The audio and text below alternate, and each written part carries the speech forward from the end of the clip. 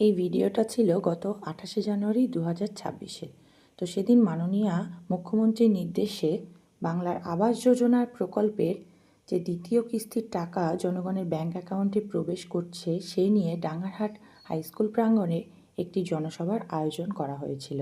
তো জনসভার আয়োজন করেছিলেন রামকৃষ্ণপুর গ্রাম পঞ্চায়েতের মাননীয়া প্রধান উপপ্রধান সচিব কর্মদক্ষ সকল সদস্য মেম্বারগণ মিলে।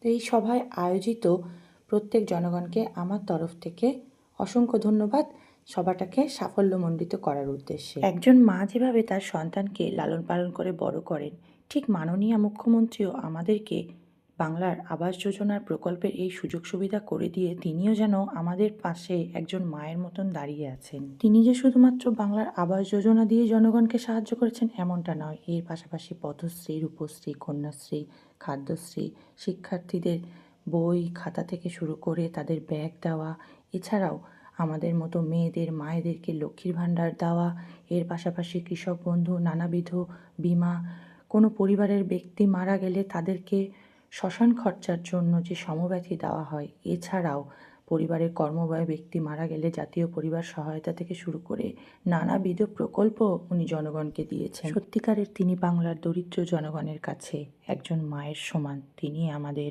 বাংলার শ্রেষ্ঠ মুখ্যমন্ত্রী। তাকেই যেন আমরা বাংলায় বারবার পাই। জয় হিন্দ, বন্দে মাতরম। এই টাকা পাওয়ার জন্য আমরা খুব খুশি, আমরা গর্ব করব।